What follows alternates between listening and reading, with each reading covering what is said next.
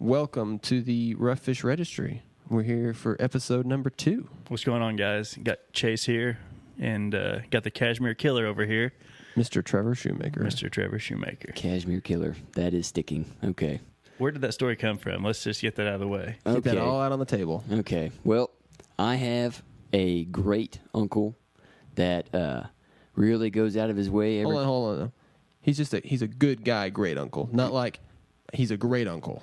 Right. Good guy, great uncle. Goes really far out of his way every year to get me some kind of outdoor gear, shirt, jacket, vest for Christmas. And he got me this vest. And it's actually like a coat, I guess, but it has a hood. It's got a lot of cool pockets, and it's really soft. And I was looking at the tag of why it was so soft and how I need to wash it. And it has cashmere in it. And I'm not a very fancy, stylish guy, but here I am wearing this really nice cashmere jacket, and everything I do, whether I'm deer hunting or bow fishing or setting traps, I'm wearing cashmere. So that's where the Cashmere Killer was born. born. You're dubbed the Cashmere Killer. That's right. Cashmere. Yeah. So there we have it. That's right. That's a great nickname, though. There's a good story behind it. Yeah. It rings, Yeah. It's kind of a juxtaposition. Yeah. To Trevor's personality as a whole. So it just fits so good. And you know what? It's a very nice piece of clothing. He looks great in it. No. I get compliments all the time, which I never get compliments for clothing. I love it. Are you wearing it under the jacket? I am not. No? I am not wearing the jacket currently. Okay. He'd be sweating so much if he was wearing it right now. Yeah, it is pretty hot. It'd burn you out. Yeah, it is warm here. I'm gonna crank this window open. Yeah, crank it. So today's episode, we're gonna talk about bow fishing. Not necessarily on a budget, but about the ways you can get started and not, I guess, break the bank. Does bow fishing have to be expensive? And yes, the answer there you go. Is no. You can get started with realistically less than $200. Oh, I'd go with you could get started for less than 100. You can. Well, if you have a recurve or some kind of older bow at your disposal. Yes. And what people, when they're trying to get started, they always overlook pawn shops. Oh. They got bows in there for little kids that have at least 45-pound pulls, and you can buy those things for dollars. Dry fire for days. Yes. So when I got started, I had I think it was a Browning whitetail, and this sucker, I bet you it was every bit of a 60-pound bow, and it was turned down to about 40. Or maybe 30. I didn't know what I was doing. Like I said, like I told the story last time, I just got on the boat and was ready to shoot some fish and see what it was all about. And I actually shot that bow for almost a year. I think I stole it from the guy that let me borrow it, and he still got it, still on his boat, still killing fish. Nice. Yeah. You have a Browning Barracuda on your boat too, don't you? I do. OG bow right there. That's right, man. Let me tell you. I blew up a sucker punch on your boat one night, and with some determination and mismatched Allen wrenches, we got a retriever on it and rock and rolled. I shot like 4 or 5 fish with that thing. It was great. We shot some good buffs that night. We did. Yeah, that was actually the second sucker punch that's blown up on my bow or on my boat. Not to like dog, Cajun sucker punch, but we've just had some misfortune. Yeah, for sure. I'm sure they're a decent bow, but they're man-made. Yeah, everything's gonna fail for sure. Yeah, especially if you dry fire it. That's true. I'll tell you what the problem. Well, if we're talking about dry firing, I got a batch of bad knocks. Yeah, that's my story, and I'm sticking to it. No, I split 3 knocks. That's a real thing. And it wasn't. They weren't dry fires. They were the knock split and. It dry fired, and she went kaboom in my hands. The first shot of the night. We literally weren't 15 feet from the boat ramp. No, and we probably really weren't. A 20 or 30 pound buff rolls under us, and I just friggin' kaboom it. Pate's eyes were about as big as golf balls, and this was earlier in your guys' friendship. You know, this was a that was- crucial moment. It's the first night we went out together. Yeah. Are these guys going to jive and then get this new guy in the boat and his first shot blows his boat to smithereens? Well, I'm going to go back. I feel like the biggest idiot. Like, I was so embarrassed. It was like, I try to have all my ducks in a row, and I brought my own arrows, brought all my stuff, and, I got a decent bow, it's a nice. Yeah. It wasn't 4 months old. I was psyched about that bow. I mean, it was cranked up all the way, and I was shooting fish like down to the bottom, and super psyched about it. And then I get on somebody else's boat for the first time, like, hey, I got invited out, and friggin' wadded up. Yeah. So if you're out there and that happens to you, we've all been there. Don't worry about it. No, I had a buddy dry fire a bow. I actually wasn't on the boat. My buddy Chad was. And this guy's at the front of the boat. He draws back to shoot a fish. I don't know if he busted a knock or what. He dry fired his bow, and all the other guys were at the back of the boat. They look to the front of the boat. He is holding the riser. That is it. There was no splash. There was no parts of the bow on the boat. They don't know where it went. It vaporized. Mm-hmm. Spontaneously combusted. I mean, matter was destroyed. Yes. He said it was the loudest dry fire he's ever heard in his life. I physically cringe when I think about it. Like, when you hear that sound, it's painful. Did you see me? I just cringed. He just jumped. Chill just went down my spine. Yeah. I heard his Oneida blow up when that grassy swam by. Oh, it's painful horrible to think about. There was a kid, I'm shooting a bow league at a bow shop down by my house. Probably a 13, 14-year-old kid. Let's plug Bowfishing Archery. Yeah, great shop here in Southwest Missouri. Fantastic. And so I'm shooting league night out there, and they let some kids shoot the league night, and he's probably 14. And he's standing right behind me, and he's talking to me. His dad's bowfished some, and he's bowfished some. So talking a little bit about bow fishing, and we draw back. We're shooting a 3-spot. Is that a Vegas? No, we're shooting a 5-spot. I don't know if that's Vegas or whatever the heck it is. Don't ask me. I don't even remember if we're shooting 5 or 3-spot at this point. But anyway, this kid draws back after BSing with me, as we're getting ready, and this kid didn't put an arrow on his string. Ooh. Dry fired it right behind me. I about peed my pants. Yeah, his dad was ticked. Didn't Cringe. Didn't blow his bow up. Broke a couple strands of string and whatnot. But yeah. Ooh. Anyway, there's a tangent for you. Yeah, but still, it's a good point. That stuff happens, especially on a boat. You're dealing. Your hands get wet. They get slimy. You're not. You're in a hurry. You're in a hurry. There's not. These bows get destroyed in a lot of cases. I can't count how many times I've dry fired my Oneida. I mean, it literally 10 plus. It's never at full draw, I don't think. Yeah. But it's always about that half draw point. It's like a snapshot, like when something's coming out of nowhere and you have no time. Yeah. I mean, you're just. I've seen one get dry fired twice in about 5 minutes, full draw. Yeah. And it, no big deal. Just took it like a champ. Yeah. Gosh, that's why we like them. That's why I like it. Yeah, for sure. You just want to go around and kind of go over what we're. Yeah, definitely. Just kind of. That's the thing. Like what we started with. You could easily get started. You could go to a pawn shop. You can pick up a 15-year-old bow. Those bows depreciate so fast. It's not like a gun. You buy a brand new Elite last year, and this year it's worth half. I mean, they just fall off the cliff so fast. So you can run and get a nice used bow at a pawn shop for $50. I mean, easy. 20. Like if you're looking for, I can think of a specific bow shop I know that they have 10 pawn shop. Yeah, or even archery shops that they've got a bunch of old bows lying around that no one wants, and they are perfect for bow fishing and getting started. And if you blow them up, I mean, you're out $20 or $30. Throw it in the dumpster. Yeah, go get another one. Yeah. I'll just say the circle of life. Hey, you know what? You're doing it a favor. You're putting some purpose back in its life. Yeah. No, I'll start out with just say how I started Let's kind of go over what we started with, Yeah. and then what we're using right now. And what we can do too is, since this is Trevor's first time, in the first episode we kind of gave an introduction of how we got started and how the whole thing. So not just equipment, but Trevor can give his backstory a little bit.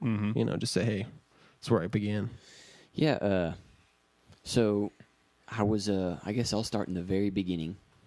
In the very beginning, I was probably. I was 18 years old, and I just was getting out of high school, and I was a big sports guy in high school, and I didn't have that to lean on when I was getting older, so I needed something to do. Battle cats.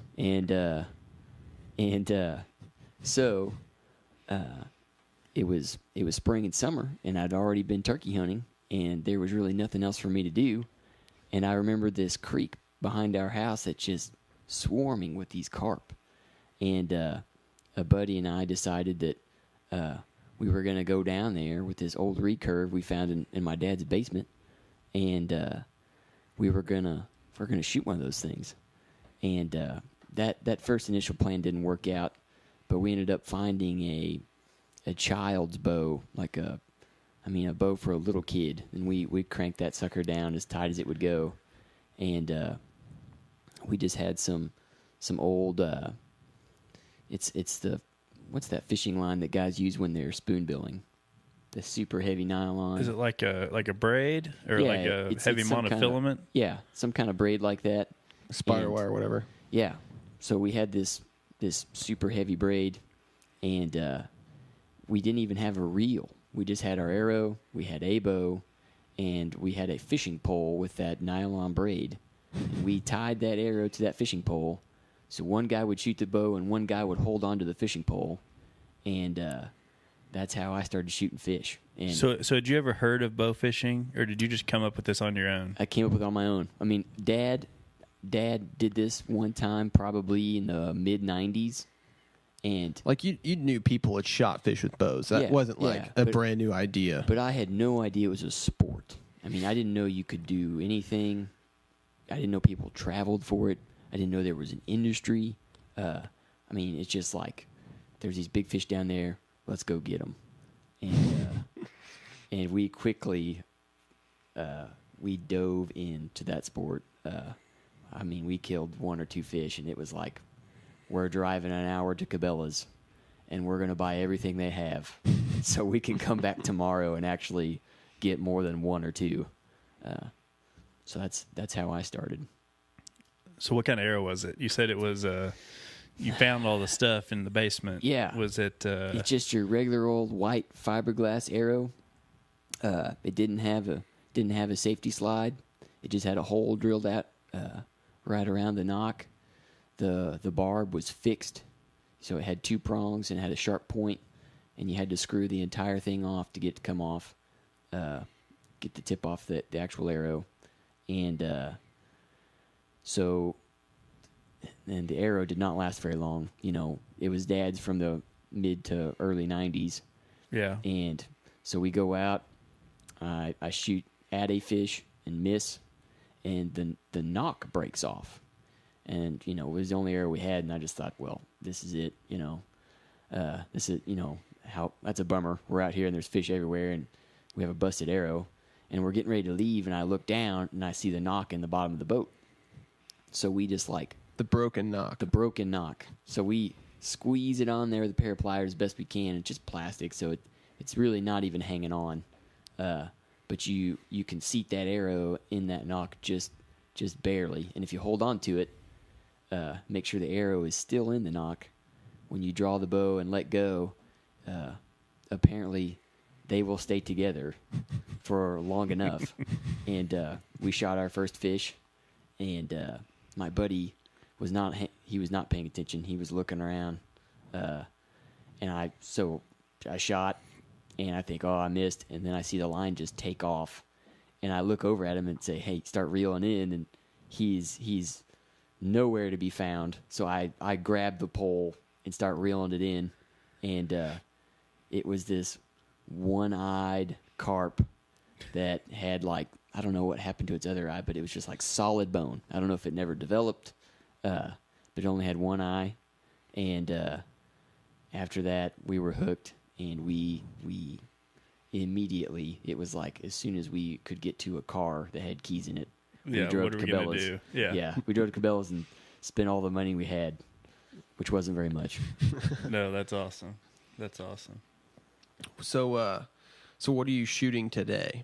Or if you want to, if you can. So I'll just your chronological setup. Yeah. So I shot that little Golden Eagle. That was the brand of that little junior compound bow.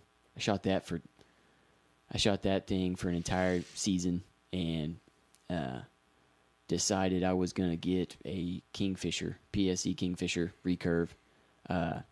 My partner that I'd been hanging out with and shooting a bunch with, he had a recurve, and he always seemed to be much faster drawing and shooting. Just the snapshots were way better than mine, so I wanted to, make up for that lost time and shoot a recurve. So I bought that PSE Kingfisher, and I would say I shot that bow with an AMS bottle reel for about 3 years, and I was thinking about getting to the compounds. What is it? The AMS tidal wave, is that a PSE? PSE tidal wave, and then there was the AMS had like a Swamp It and a Swamp It. I was thinking about getting one of those, and I'd been hearing about these Oneida bows forever, and I'd never even seen one, never laid eyes on one, and all I've ever heard is you can't ever find them, and they're expensive. And a coworker of mine actually has one from way back in the day. the Screaming Eagle. Yeah, and he brought it to work for me just to look at, and I drew it back, and I instantly, I just knew it's like, oh, this is what everybody raves about, Mm-hmm.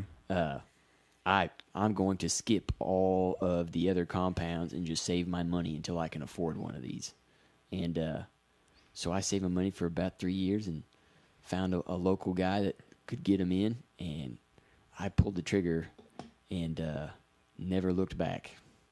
Totally worth it. Totally worth the investment. Oh yeah, for sure. Definitely. Sure. What kind of reel do you shoot? Or bottle reel? I still shoot an AMS bottle reel.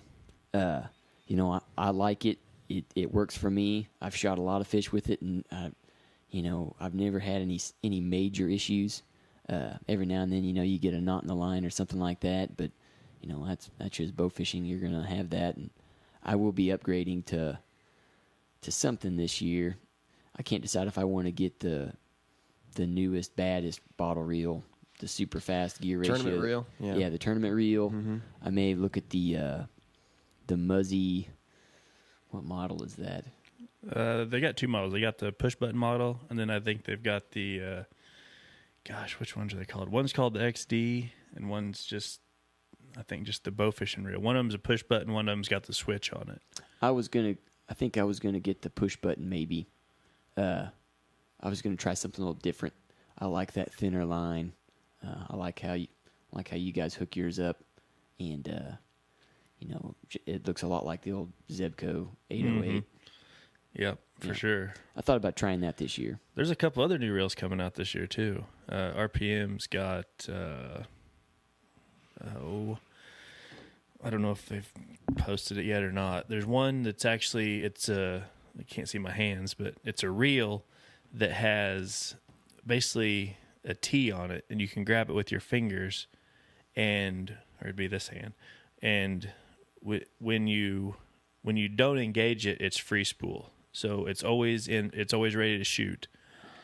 Once you shoot and you're reeling the fish in, you engage it and reel as when you engage it. And then if the fish runs, you can just pop it, let it loose, and it'll run. And they're coming out with just a traditional push button style also. I think I would like that one, the first option that you said, you have to pull it to engage it. Mm-hmm. I think that's what drew us to the bottle reel setup, is because when you first start, you forget to click that button, and I shot off 3 or 4 arrows, and it was just like, gosh. So whenever we saw this freewheeling setup, it was like, that is for me, the guy that's Oh yeah, I bet I push my button 1,000 times a night. I mean, I just constantly just click it. Yeah. And it just I mean, I guess that's the only See, when you're clicking your button, I'm thinking about the next fish. You know, I'm mentally prepared, and you're down here like, I better make sure my button's clicked. I think it's just second nature. I mean, yeah, that's what you say. My buddy Adam, so he's the guy I started bow fishing with probably 3 or 4 years ago when we started, and he had an old Zebco 808 on his recurve, and I mean, it was like he would push that button 3 times before he would inhale and exhale a breath. I mean, he lost an arrow one time, and, it came back and almost stuck him in the head or something, and he was clicking that thing. I mean, he wears them out. Like, he ruins them because he how did they almost come back and hit him in the head? Well, like, he had just enough line slack hanging out on the arrow. Okay. He probably had 2 feet and had a snapshot, and so the arrow flew for 2 feet, and then the line held it and did not break, and so it came back in the boat, and everything was fine. I never even heard that story about Adam, and I heard a lot of people talking about it on a forum one day, talking about that, reduce the risk of it coming back at you, and I think they were talking about tying in the back versus safety slide, and I mean that kind of freaked me out. I never even knew that was a possibility, but no, But there's a video on Bowfishing Country. I'm sure everybody that's on that website's seen it. It's I don't even know the guy's name. Big old bearded guy. I probably should know his name because I think he's pretty active on the site. But he has a video where he takes his daughter's bow, which is like, it's an Oneida. I think it was like 15 or 18 pounds, and he takes the arrow and he ties to the back of the arrow and he ties it to the string. And at 15 pounds, it breaks 200-pound fast flight. Wow. And I never have enough line out to allow myself to draw without the arrow just falling off the string. But I have shot a couple times and had the line hang inside my reel. And it just snaps it like it's not even there. Right. I mean, I'm sure it could happen with some perfect... I would say with Adams, it was like the perfect storm because it was an old recurve that was, it was a bear to pull back, so it didn't get pulled back often enough, like all the way. And it was a snapshot where he maybe pulled it back halfway at a fish that was only a foot in the water and not much power behind it. Not much power behind it, and it just So did you like your recurve when you had it? Was it fun to shoot? I can remember the night that I put my old youth compound bow down, and I had my PSC Kingfisher, and it was like March, which for us was like, we'd never been bow fishing in March, but we'd just been dying to go. We purchased our first real boat that had an engine, and boat that had an engine. I like how you added that in there. Yeah, had a real engine, and it was freezing cold, and we were up this creek, and I just picked that thing up and, first shot, hit my first fish, and I was like, oh, yeah, like, I like this thing just fine. And I love shooting it. Yeah, they're long, they get in the way, but if you're going for instinct shooting and you need to shoot on the fly, I love it. I absolutely love it. Oh, I think recurves are awesome. I've shot one a handful of times, and I think eventually I'd love to take one in the deer woods for sure. Yeah. I don't know about bow fishing. I think for me, I think I'd slap my rails on my boat, or I think especially with having to drive the way I do and have to get over that rail. Mm-hmm. But yeah, and so you have a rail, and they're, like I said, they're long, they're bulky, they're awkward, they get in the way, and so we were in that boat in that cove, which it was a 1648 all-weld aluminum boat with a 1991 Mercury jet drive 40 horsepower engine on the back, and we built this platform to where we could fit 4 guys on the front of that boat with some lights, with about 2 inches of boat to spare before water came. Yeah, lapping water over the front of the boat. You don't want anybody driving by when you're all 4 on that, because their wake will sink you. But it was me and Adam and 2 other guys, and we were pulling an all-nighter when the spawn was on, and I had a buddy that tried to sneak a shot from the back. So I was in the front and Adam was in the front of the boat, and I just shot and missed, and Adam shot and missed, and I said, hey, get up here and shoot. Well, he tried to like weasel his bow in between Adam and I, and he shot, and his limb busted my jaw, and I thought somebody like punched me. And I don't do well with surprises. I just don't. And You seem like you love surprises. I get pretty irate in a hurry, and I turned around ready to clobber somebody, and there's my buddy. His eyes just huge and just like, Did it start with his P? Yes. So the same kid that clocks Trevor in the face with a recurve is the same kid we mentioned in the last episode because we started to talk about Sasquatch. So his Sasquatch story came up. So he's already kind of infamous. Okay. So yeah, We told the story, yeah. we did Okay. talk about Sasquatch on the last. Yeah. he's a good dude, and he would never. I mean, it was a pure accident, and I didn't really. How's his vision? It is better now. It is better now than it was when we started bow fishing. He couldn't see, and he was in complete denial that he needed glasses or About the same time contacts. he did or did not see a Yeah. Sasquatch. Yeah. So Glad that's settled. I won't get into the Sasquatch story. Let me just ask you: do you think if you shot Sasquatch with the bow fishing bow, that he could just grab your arrow and use it like a toothpick? Probably. Okay, that's all I'm saying. I mean, if he was real, that could happen. Yeah. Sure. Okay. Sure. But yeah, that's my story about how awkward and weird it is shooting a recurve in a boat with 4 other guys shooting recurves. It is halfway, kind of halfway risky. If you're not really paying attention, you'll whack somebody. Well, an Oneida limb can do that too. yeah, that's oh true. gosh. You catch a rail. That dude will jump out of your hands. No, Or catch your thigh. Catch your thigh. Oh, that. I was shooting. This is a bad story to tell, but I was shooting with my son. He was 4, and a fish come across the front of the boat to the left side of the boat, and he was standing on my left side. Ooh. And I slapped him in the top of the shoulder with that limb. Ooh. He took it like a champ. Yeah. He never shed a tear. He just went and sat in the back of the boat for about 5 minutes, and then come back to the front. Did you want to cry? Oh, I did. I was like, I'm the most horrible parent in the world. And then I remembered I was taking my kid bow fishing, so I'm pretty cool. Yeah.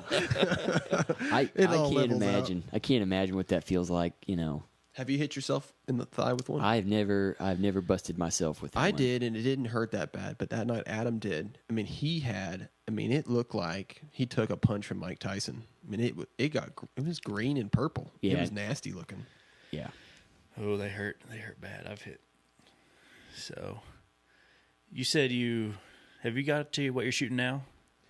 Yeah. I've got an Oneida Osprey. I shoot a AMS bottle reel, and I've always bounced around with arrows. I never have been very picky, with a particular arrow shaft. But I do have some preferences on the tips. I was shooting the interlock grappler. Yeah, just the 3. The 3-prong. Okay, just the traditional one, or the one that screws down and kind of tightens in. I was shooting the traditional one that you have to take the tip all the way off, and I had a lot of success with that. A lot of fish that should have gotten off did not. When you get them to the boat and they have, you can see the barbs, and it's like, oh man, but that arrow is still in there, and that fish is not getting off. And then I bought one of the. Was it AMS Anchor? I bought the, what is it? The AMS Lava Cruise arrow out of necessity. We were at the carp out. The all-out carp out. The Lava Cruise. The Lava Is Cruise. this your name? This or is marketing. Marketing 101, folks. It's supposed to have like a carbon center, Carbon core. more flexible, Okay. whatever. Smaller diameter arrow, which I don't have a problem with. It's not as thick. And it came with the AMS Anchor QT, and I was buying it because I needed it, not because it was an arrow I was really wanting. And I've shot that arrow the entire season, last season, and I still I shot fish with it this week, and I love it. You know, it's got smaller barbs than the interlock grappler. You can the tip twists, Yeah, and the easier. barbs flip back, Yeah. and the pulls through way easier. Is the head smaller? Because I know that's The head is some complaints that you get from the grapple is that that it blows a big hole in the fish, even though it holds smaller good. head. Yeah. Yeah. No, and it's got a special tip too. It's a different kind of metal than your standard. Yeah. Does it stay sharper longer, or does it just? I don't really know. I can't tell that. Yeah. But it's almost a copper color. It's almost maybe not copper, but it's it's got a bronze tint to it. And the way that they sharpen that thing, it's got some funny looking angles and swirls, and that's probably all just marketing. I don't really know if it makes a difference on penetration. Works for us. Yeah, but it works great for me. Both of those two arrow tips, I've been pretty successful with, which you're gonna have your letdowns. I shot the biggest buff of my life this week, and with that particular arrow, and I hit it right in the lips or something. Shot the lips off of it. Shot the lips off of it. Yeah, I think you dome shot right on the top of the head, and them fish were hard. I mean, that water's cold, and them fish are hard. I barely pulled on the arrow trying to retrieve it because I could tell it's not really a perfect shot, and that arrow just pulled right out of that fish. So well, there was a couple of fish we got in the boat that we got a backup arrow in, and when we got the fish in the boat, my arrow just came out. Yeah. I mean, as soon as we pulled it in the boat, it just popped out. Yeah, moments away from losing it. Yeah, definitely. And so I'll go ahead and I'll just jump in here. Yeah. I started, like I said, with I think it was a browning whitetail, and that sucker was long and heavy and loud, but it was free. I say it was free. It probably was a $20 or $30 pawn shop special, but that you stole. That I stole from my buddy who probably bought it from the pawn shop. But we had a Zebco 808 on it and shooting fast flight, and I don't know how many fish I shot with that bow. I mean, I shot it for a couple months probably, and decided, well, it's probably time to, since I'm getting more serious in killing fish here, that it was time to upgrade. So another guy I knew had a Browning Barracuda, which I guess those bows are like a supposedly sought after bow for bow fishing. I've got one if you want it, but so highest bidder. Yeah, I think I paid $100 for that bow, or $200 for that bow with a reel, with line on it, a reel seat, basically ready to rock and roll. Yeah. And I shot that thing for,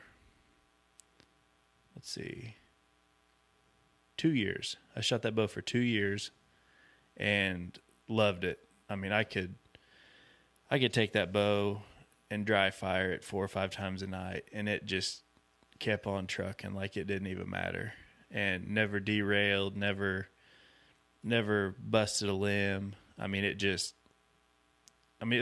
shot. I mean, it didn't matter. Yeah. And at that point, I kind of got into different arrows. We'd always had the white shaft with the muzzy tips, just the regular old muzzies. Yeah. And I started looking into arrows a little harder, and I started shooting Cajun yellow jackets. Yeah. And still shooting the muzzy tips on the Cajuns. And I just liked them because they were a touch heavier than just the white shaft arrows, or I felt like they were. They may not have been. I don't even know. Yeah.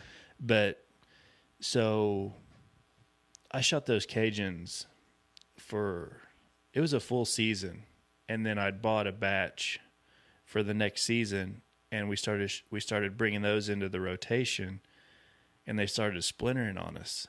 And I still had some of the ones from the previous season that I just beat the tar out of that had never had issues. So I don't know if it was a bad run or what it was. So that kind of turned me off on the Cajun yellow jacket arrows.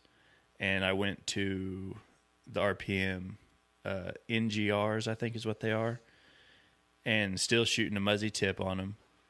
And I still shoot those. I love them. I mean, you're going to have one that is going to peel back the fibers on, and it's just inevitable, especially shooting the lakes around here with rocks. Oh yeah. And the bottom the way it is. Yeah. But I love that. That's my go-to shaft is the NGR, and it is either tipped with a muzzy or a 3-barb grapple. Yeah. Like I said, I know the grapple's some people like it, some people hate it. It's all your opinion, but I like it because it holds. We shot a fish at the Carp Out 2 years ago. It was a high 20s common that we ended up weighing and taking second or third in an hourly weigh-in. And we shot that fish, and it went under a dock, and it wrapped 4 times around that dock. And then it had probably 4 feet of slack when it wrapped. And it was just sitting back there just bumping that arrow, trying to get it out. And, we ended up having to get up on the front of the boat, get up under the dock, and the water was shallow, and we ended up finally getting another arrow in it. But that thing held, and that's what made me a believer. So, Yeah. Cool. And, I shoot an Oneida. I know that's kind of cliche. Everybody wants to shoot the Oneida, but, I bought it a year and a half ago, I think, before the last Open that was out of Springfield. I think I bought it before that tournament, and been shooting it ever since. It could use a little string wax, according to Pate over here. But I'm just saying, it was growing some whiskers. It is, but it likes it. Yeah. Yeah, it was shooting fine. Oh yeah. No. Shooting good. I just remember. For those of you who don't know me, I am not a guy that does change very well, and I can just look at something like an Oneida and just kind of just like I can shoot just as well with those guys, and with my $120 recurve, and that I don't need that expensive bow. But I'm telling you, if you haven't shot one yet, you don't know what you're missing. There's a reason everybody wants one. It's top shelf stuff. No, it is for sure. And just to round out my bow, I shoot a RPM Vice reel seat. The reason I like it is when you crank it down, it's got basically like a rubber O-ring, and it keeps it from backing off. So when you tighten that thing down, and then you tighten the lock nut down onto the first nut you've tightened, it's got basically a gasket or something in between it that keeps it from backing off. So it's been on my reel for probably, since I own it's been on my bow since I own the bow, or been on my bow since I own the reel seat for about 2 years. That made no sense at all. I'm just rambling. We're not grammar Nazis. Yes. It's all good. It has been on my bow since I bought the bow. So It's been a long time. It's been a long dang time. It's been good. It's treated you And well. I haven't had it back off of a reel. So that I really like that. I shoot a TJE shoot through rod. I thought that was kind of a game changer when it came out. That was when I first got into the sport and saw that, as it came out, and it's been a pretty awesome product also. And I shoot RPM monkey wire. I really like that line. It very small diameter. It will cut the crap out of your hands if you're not careful. But I feel like it shoots so much better than, say one of the other larger diameter lines. And I think that, I don't know, I just like it. Yeah. It's good stuff. Cool. Did we talk about rests? No. We haven't so far. No. Is there anything? I can throw that in there. I shoot the RPM Victory Rest, which is basically, it looks like a V, and it's got gates at the top of it. And as you drop your arrow and line down in it, it keeps it from bouncing out for the a steep shot right under the boat or right off the front of the boat. And I'm happy with that rest. Every once in a while, my line will loop it for some unknown reason. I have no idea why, which has me thinking about trying basically the new rest that JP came out with. The guaranteed center shot on an Osprey, that you just bolt on. There's nothing for it to hang on. There's nothing for it to catch. And guaranteed center shot, I think that's probably going to be what I switch to. Those are handy. The only thing that I don't love about those is just if you do have to shoot straight down, that arrow Not full containment. Yeah, it can bounce. And even though you're like, well, even if you have a gate, your arrow flight's not going to be good. Well, right, but it's better than it flipping off and potential dry fire or whatever the case may be. No, for sure. Yeah. For sure. I guess I'll just, since I didn't mention mine earlier, I shoot the AMS Tidal Wave Rest.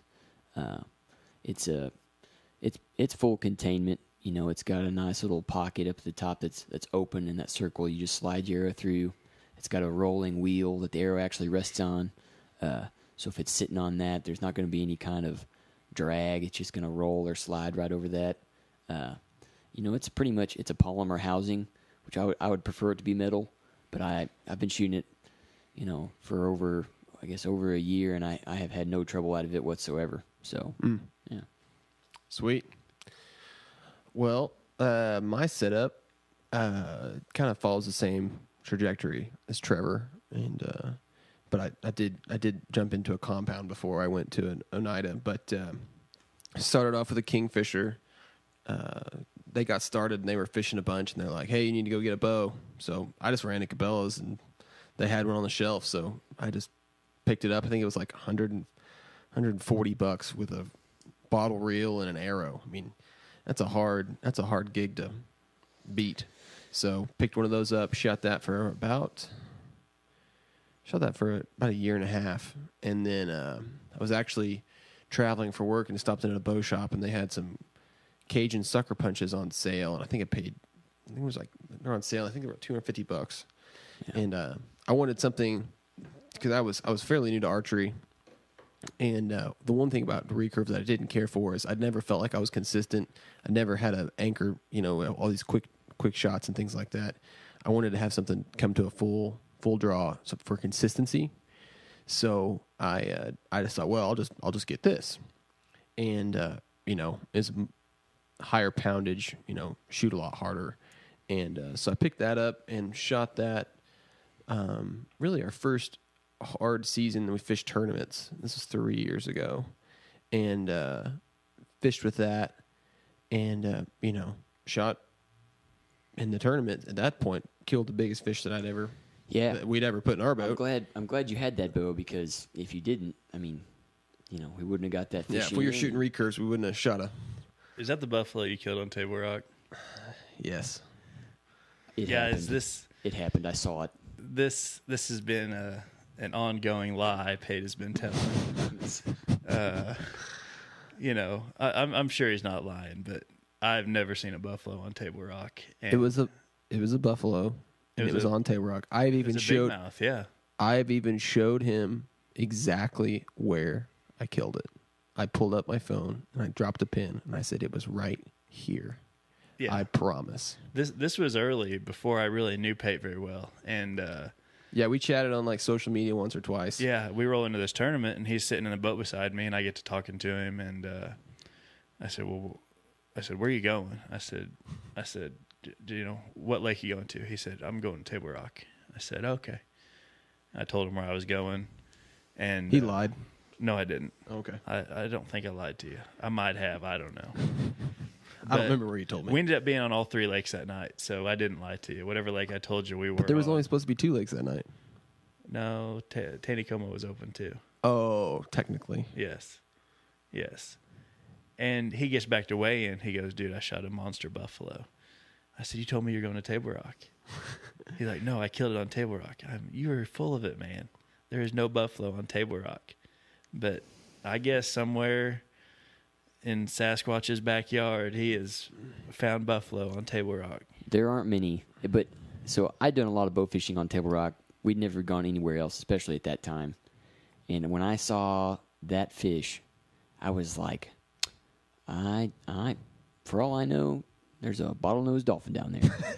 I'm telling you, it was huge. It was white, which I'd never seen that color. Yeah. And I was like, what in the world was that? And then I hear Pate he's like, oh, I think I got him. I think he's on.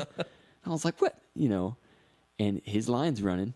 And, I mean, we had no business shooting that fish where we were. Just out of nowhere, there it was. And there was a couple of them. There was more than one, maybe three. And he hit one of them. And it wasn't a situation where, you see a fish blow out and you're like, oh, look at that. No. I saw a flicker of a tail, 1 in a million, straight down shot. Super deep. Yeah. And I was like, oh, I don't think I hit it. And then it took off. And I was like, oh, yeah, there's something on here. And we probably hadn't killed 1 or 2 over 25 pounds. No. So this thing took off. And we were like, oh, boy. Is this the first buffalo you guys killed? Yeah. Yeah. So, I think I was in the back of the boat, and you guys were trying to run the boat, and we circled the boat 10 times. This thing just kept staying. Like, it would swim straight down at the back of the outboard, just straight down. So we would be in the front with the trolling motor, turning the boat around, and we could not catch up with it. It was. It's like it wasn't going to end. So your first buffalo you've ever killed is on a lake that probably has 5 buffalo on it. It's true. I'm telling you. No, it's funny how that happens. That It is. you just stumble upon them like that. So the old sucker punch. It did the job.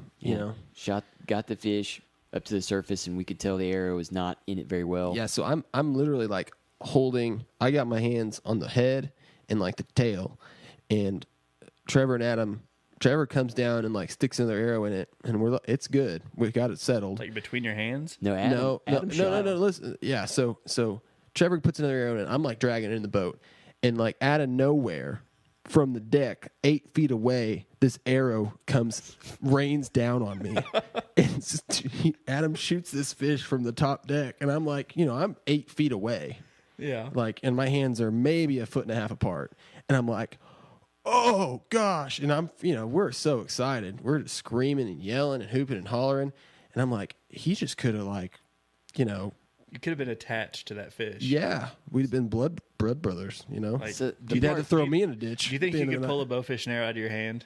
Oh gosh, it's been later that I was like, wow, that was crazy, that was a bad idea. See, somehow the story got mixed up. Adam's the one that shot it, and then you were holding it, and I shot it. You shot it. Well, I just He's knew. coming out of the closet, guys. He's telling us what happened. I thought it was don't know. Adam the whole time. No. Adam shot it, and he hit it in like the gill plate, which is not a very, you kill a lot of fish that way, and you can get them in if the arrow holds. And we were still nervous about it, and we'd never seen a fish of this size. And it's as good as in, but in my mind, I watched that fish come off those arrows and just swim down. So I was like, I'm just going to go ahead and shoot it. Like, I'm just going to center punch it. And the moral of the story is I was holding the fish, bringing it in the boat, and it was shot again in my hands. Yeah. And, so I pulled my kingfisher back all the way from like 5 feet. My brother holding this fish, basically, and inches in the water, and back fully exposed in the air. And I shot, and the arrow only penetrated like 4 inches. And I just was in disbelief that I did not didn't have a great pass through on that fish. What did that fish end up weighing? Was it 40, mid-40s? No, it's 44. Yeah. 44? Mm-hmm. Yeah. And it may have been 42. I don't know. It was a good buff. Especially off Table Rock. I know. That's the joke. And it was Monday night that you and Chad were like, did you really kill that fish off Table Rock? No, we did. We talked. I think I give him crap about that every time we go shoot fish. It's a fact. But we did. I thought it was an Asian carp. I mean, I was looking at that thing. We laid it in the boat, and I just remember I was like, what is that thing? It's a freak. What is it? Let me tell you, it took more than your normal blow with the old ball peen hammer to get that dude to stop flopping. Yeah. It was so yeah, the Cajun sucker punch, all the while shooting them AMS bottle reel. And at that point we were shooting, I don't know, we just had arrows. There was zero thought process. No. It was just like, oh, I need an arrow. Here's one. Great. It works. So at that, we hadn't got that serious about it yet. We were just kind of, we were serious about fishing, but we didn't have that much of knowledge about gear. Yeah. So I shot that bow from basically April through September, and then I blew it up on Chase's boat, and that's when it was time to figure something else out. And right about that time, or it was just a few months prior, that JP had announced that they were taking over Oneida. And I was like, you know what? It's going to, dive in. Did you wait till I waited until, everything was done? I waited until everything was done, and I got a early serial number. We ordered it through Scott at Bowfishing Extreme. Trevor and I ordered them together. Yep. And so, we got a first year run on the Osprey. What was your serial number? Do you remember? Is it it's 200, like 20. I hadn't looked at mine. I looked at it because I wondered if it would be low. Yeah. But it's 200 something. That's awesome. So so it's been great. I actually haven't dry fired it, so that's a plus. Yeah. The old sucker punch was abused a little bit. Them slick fingers. We actually, one key piece of gear that we keep now is we keep a towel. Yeah. And I had it duct taped to the trolling motor for a while. Yeah. And your hands get slimy and dirty. You just dry them off real quick and keep you from blowing up bows. Yeah. Every boat needs a towel for sure. Yeah. We keep them hanging all over. Yeah. Normally. Yeah. It's convenient when I remember it's there. I usually just go straight to my jeans or my shirt or whatever. You don't have one of those towels that hangs on your belt loop and you can just wipe right there? Ours is an Augusta golf towel. Augusta National. You guys are big timing it on the boat. Well, green jacket. Yeah. That's what we need at the jacket, tournament. We need gold like a gold jacket, jacket, like a carp brown jacket. Shooter McGavin. So shooting the Osprey now. I have the AMS tournament reel, so it's a little faster gear ratio, like it, little bigger bottle. Can you tell the difference on the gear ratio? I can. I mean, I don't. You can. Yeah. You really can. Picked up a TJ shoot through rod, whatever the model is for the bottle reel, and that really was a game changer for me in the bottle reel setup. It made it a lot more manageable. I felt like you could actually reel in a fish at that point, and not just like, because we would just grab set the bow down and grab the line and drag it in. But now, if it's a good shot, you can reel that dude in. So yeah, it gives you that's some been leverage. Cool. It doesn't put the stress right there on the retrieval mechanism. Yeah. Shoot, quick draw, rest, kind of a full containment. Yeah, full containment. Really wanted that. That came with the Kingfisher, I think. So it may have been the PSE. I don't know. It came with the Kingfisher though. So no, it came with my original bottle reel. So it is the AMS version, but it's the same thing as a quick draw. They all look identical, but good rest. Never had a reason to upgrade. And the arrow that you shoot is an NRG, not an NGR. All right, my bad. So we shoot the same arrow now, and after Trevor bought the Lava Core arrow at the Carp Out, the arrows was fine. I don't have any. No, it was fine. It's a great. I don't arrow. have much of a. It's more of an aesthetic thing for me, I think. But shooting the AMS Anchor QT tip now. Yeah. And my story for how good that tip is, we're on a lake. It's hard to not say. Last summer, body of water. We were in the state of Missouri on a boat, and it was I think it was like April, it was April, yeah, and found these big gar cruising, and I shot it was like a, I think, what did it weigh? 26 pounds? 54 inches long. Big gar. And it was up towards the top when I shot, and it went straight down, and the water was really clear. We could see like 12 feet deep. And I watched that fish swim around a bush like 3 times and just wrapped up. And I'm like, there's no way this is coming off. Yeah. And it wasn't a tournament. And at that situation, you feel kind of bad. It's like, man, I injured this thing, whatever. It's not going to end well. So I'm kind of frustrated, and we're just sitting there over this bush, and I just grab the line and I just start ripping. I am pulling as hard as I can. And it's a big fish. And I drug that thing around that bush like 3 times, and that arrow held.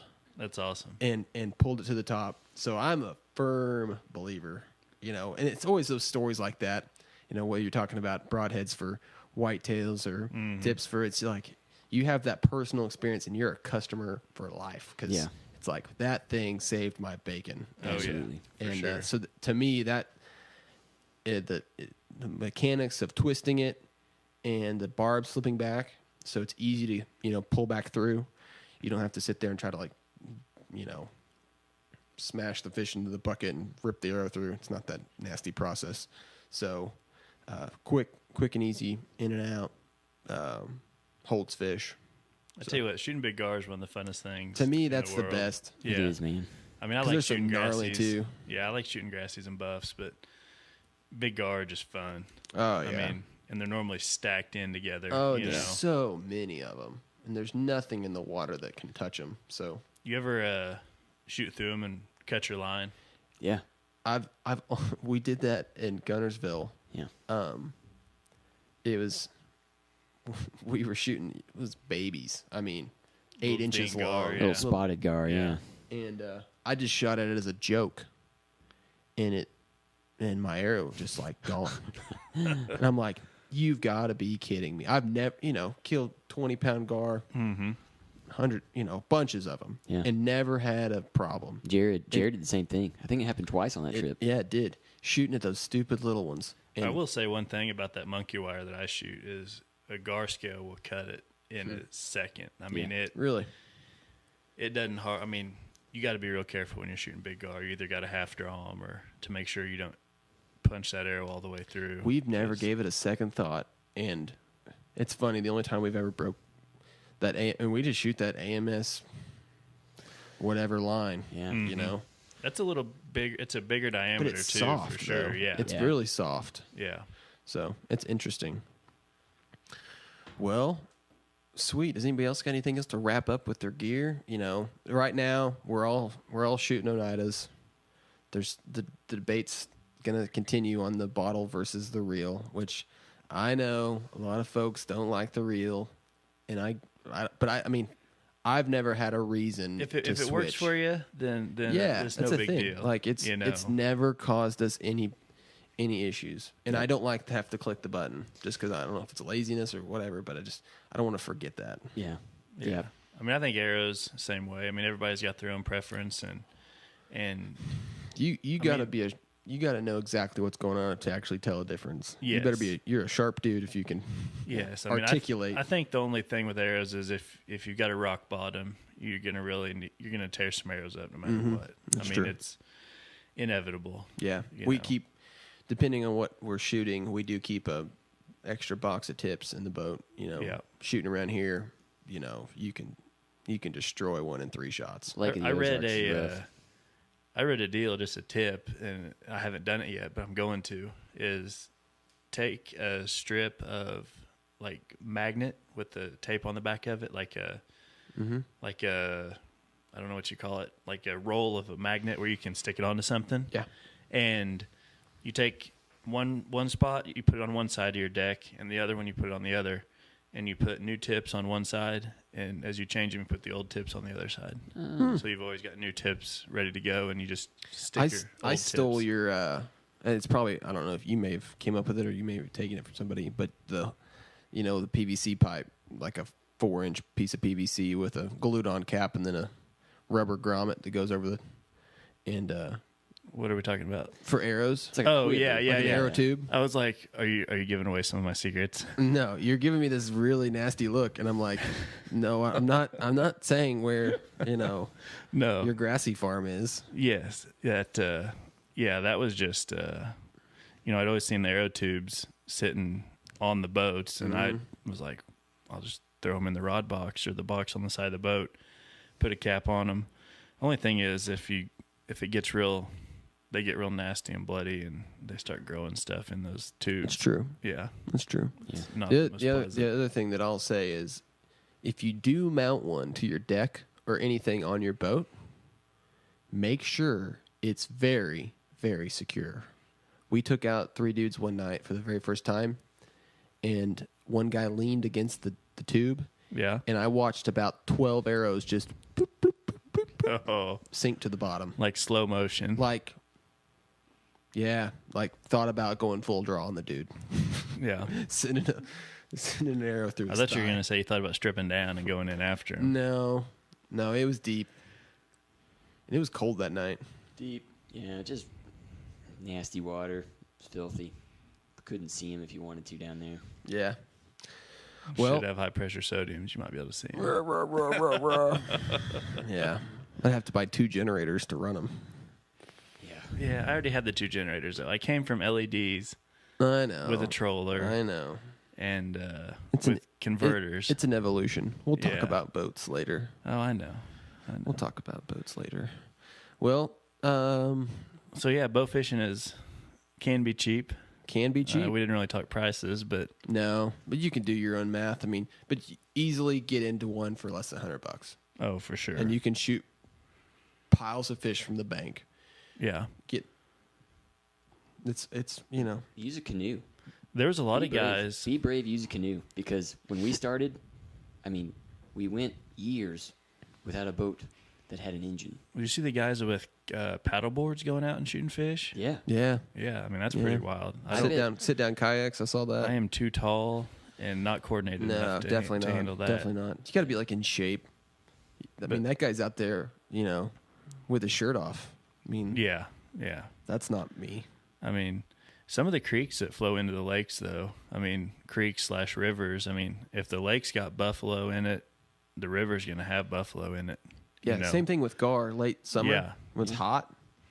I mean, Yeah. big river systems. Those things go way up there for that cooler water. Yeah, hang out under bridges in the in the shade for sure. Mm-hmm. So Cool. yeah, there's definitely ways to kill fish for not a lot of money. That's Yeah. for sure. That's a fact. Absolutely. Well, I think that kind of wraps it up. Yeah. You got any concluding thoughts for the? Man, just dive in. Hit your pawn shop. Get on the internet. Go to Bowfishing Extreme or go to BassPro.com or Cabela's or Backwater? Backwater Outdoors, yeah. They have a really nice website, so there's a lot of places to get stuff. I'd recommend buying it from somebody that, kind of knows what they're talking about too. Yeah, Bowfishing Extreme is a good place to buy. Yeah. I haven't bought anything from there for a long time, but You know what? My other concluding thought is I blew up a Cajun sucker punch one night, and it was just, there's nothing you can do, right? Yeah. It's just done. So, we've on our boat now, whether we tagged a limb on a rail or dry fire or whatever, we've had 2 Oneidas, jump off. And I called Scott one night at 9:00 on a Saturday, and at Bowfishing Extreme, he made the mistake of giving me his cell phone number. And so I called him and I was like, hey, man, we're in trouble and I've got this. So he walked me through. you were in Alabama, weren't you? I was in Alabama Yeah. and, didn't want it to ruin our trip. And in about 10 minutes, we'd put that bow back together. And we'd only had the bows a month. Yeah. And we That's had awesome. no idea. Put them back together and back to shooting. It was easy peasy. Yeah. Did the same thing in the Bass Pro Missouri State shoot last summer. Shooting of the day, I don't remember what happened, but put one back together. And it's not a big deal. I'd like to forget that tournament. That was not a good showing for the old 417 team. You know what? We got on them in the day. We found some, and what makes me mad about that tournament is we were a half pound away from money. Stupidity. And if we were ignorant and we didn't count our fish. We were like, oh, we've got way more than 20. We're gonna have to cull a bunch. Well, we had 18, Yeah. and it's like, yeah, we were passing fish left were and right. passing fish left and right. It was like, Oh, that's only a 10-pound gar. I mean, that is a good point to bring up. When you're in the tournament, make sure you've got 20 fish fill the boat. and keep them wet. Don't let them dry out on you. We do that. Yeah.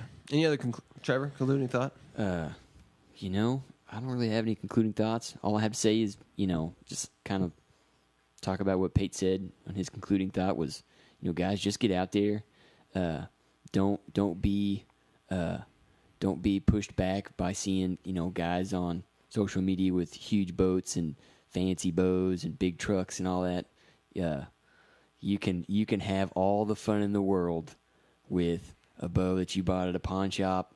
I honestly think I had more fun that first summer chasing commons in a canoe with a buddy than I do with the boat and bow I have now. So just get out there. That's kind of depressing. I would almost agree. I mean, it almost becomes work. I mean, not that it's work. You're having fun, but No, it's just a different level of fun. it is. Yeah. It is. Yeah. That first time is just super exciting. There's no doubt about it. Oh yeah. Yeah. That's all I have to say. Concluding thought, Chase. Man, I got nothing. We kind of covered everything. Yeah. Cool. So Well, this podcast does run on thank yous. yeah, leave us a review if you think it's Yeah. even somewhat average.